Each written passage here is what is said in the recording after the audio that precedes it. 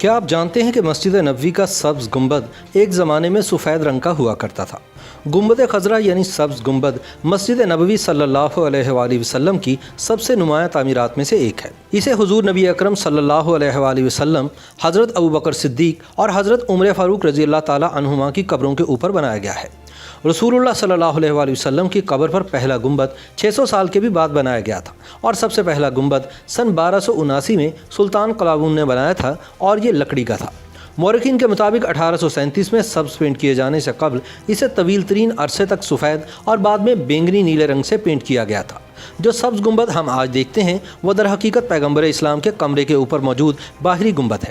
اس کے اندر ایک اور گنبد ہے جو اس سے کہیں چھوٹا ہے، اور اس پر پیغمبر اسلام، حضرت ابوبکر صدیق اور حضرت عمر فاروق رضی اللہ تعالی عنہ کے نام کندہ ہیں۔ یہ نیچے سے چوکور اور اوپر سے 8 کونوں کی ساخت کا حامل تھا۔ اسے جل جانے کے بعد 1 سے زائد مرتبہ از سر نو تعمیر کیا گیا، اور عثمانی سلطان غازی محمود نے اسے دوبارہ تعمیر کروایا۔ سعودی عرب کے شہر مدینہ المنورہ میں واقع مسجد نبوی صلی اللہ علیہ وآلہ وسلم دنیا میں مسلمانوں کا دوسرا مقدس ترین مقام ہے، اور اسے رسول اللہ صلی اللہ علیہ وآلہ وسلم کی زندگی میں ان کے ہیڈ کوارٹر کی حیثیت حاصل تھی۔ اسلامی روایات کے مطابق مسجد نبوی میں ادا کی گئی نماز کا ثواب مکہ المکرمہ میں خانہ کعبہ والی مسجد الحرام کے علاوہ کسی بھی دیگر مسجد میں ادا کی گئی نماز کے مقابلے میں 1000 گنا زیادہ ہے۔ رسول اللہ صلی اللہ علیہ وآلہ وسلم نے مسجد نبوی مکہ سے اس وقت یثرب کہلائے جانے والے شہر مدینہ ہجرت کرنے کے بعد تعمیر کروائی، اور اس طرح مسجد قباء کے بعد مدینہ میں تعمیر کی جانے والی یہ دوسری مسجد تھی۔ اسلامی روایات کے مطابق اس مسجد میں وہ مقام بھی واقع ہے جسے ریاض الجنہ یا جنت کے باغوں میں سے ایک باغ کہا جاتا ہے۔ 1400 سال سے زیادہ قدیم مسجد آج وسعت پاتے پاتے قدیم مدینہ شہر کی حدود سے باہر تک پھیل گئی ہے، اور وہ سارا علاقہ جو اسلام کے ابتدائی دور کا شاہد ہے اب اس کا حصہ بن چکا ہے۔ 1442 برس قبل مسجد نبوی رسول اللہ صلی اللہ علیہ وآلہ وسلم کے گھر سے متصل جگہ پر سن 632 عیسوی میں تعمیر کی گئی تھی، اور آنے والی صدیوں میں کئی مرتبہ اس کو وسعت دی جاتی رہی۔ مورخین کے مطابق سن 1909 میں جزیرہ نما عرب میں مسجد نبوی صلی اللہ علیہ وآلہ وسلم وہ واحد عمارت تھی جہاں روشنی کے لیے بجلی کا استعمال کیا جاتا تھا۔ سعودی فرمانروا شاہ عبداللہ بن عبدالعزیز کے دور میں مسجد نبوی کی توسیع کا سب سے بڑا منصوبہ شروع کیا گیا۔ اس منصوبے کی تکمیل کے بعد ہر برس کروڑوں عقیدت مندوں کی منزل بننے والی اس مسجد میں بیک وقت 18 لاکھ افراد کے نماز پڑھنے کی گنجائش پیدا ہو گئی۔ ابتدا میں مسجد نبوی کا رقبہ صرف 98 × 115 فٹ تھا، تاہم آنے والے ادوار میں مسجد کو کئی مرتبہ وسعت دی گئی تاکہ دنیا بھر سے آنے والے لوگوں، خاص طور پر حجاج کرام کے لیے ایک وقت میں نماز ادا کرنے کی زیادہ سے زیادہ گنجائش پیدا کی جا سکے۔ اپنے ابتدائی رقبے کے لحاظ سے مسجد نبوی اب 100 گنا بڑی ہے اور تقریباً پورے قدیم شہر پر پھیلی ہوئی ہے۔ مسجد کی بیرونی دیوار اب جنت البقیع کے قبرستان سے مل گئی ہے، جو رسول اللہ صلی اللہ علیہ وآلہ وسلم کی زندگی میں شہر کے مضافات میں تھا۔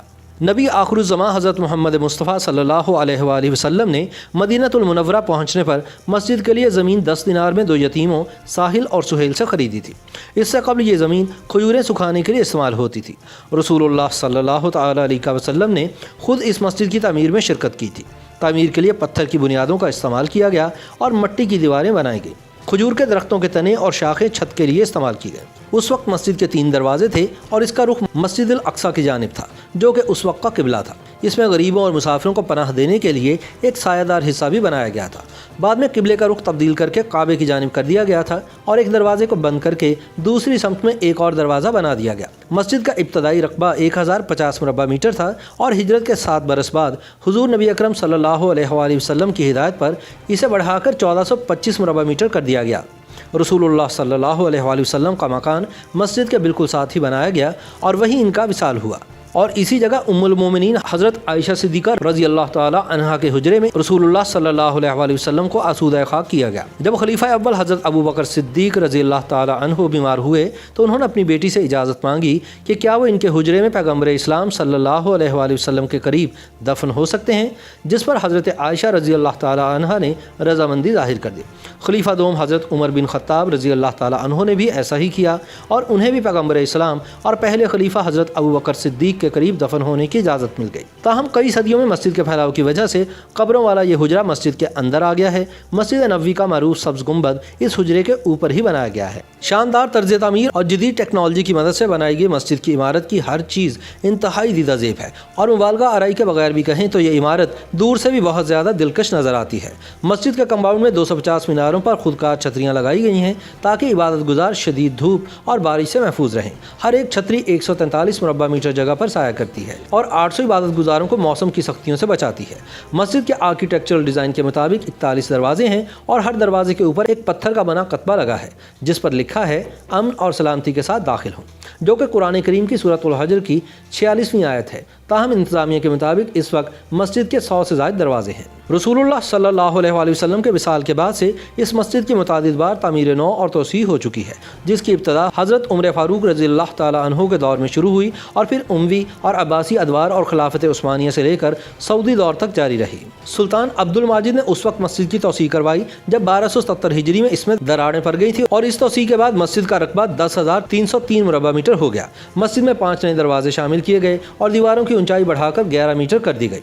सऊदी दौर में शाह अब्दुल अजीज़ सऊद ने सन 1950 में मस्जिद का अहाता बढ़ाकर 16,327 मीटर तक ले गए, जिसमें 706 सतून और 170 गुंबद थे। सन 1973 में शाह फैसल ने मस्जिद के मगरिब में 35,000 मुरब्बा मीटर को मस्जिद के लिए मुख्तस कर दिया और इस सारे हिस्से में पंखे और स्पीकर नस्ब कर दिए और छतरियाँ भी लगाई गईं।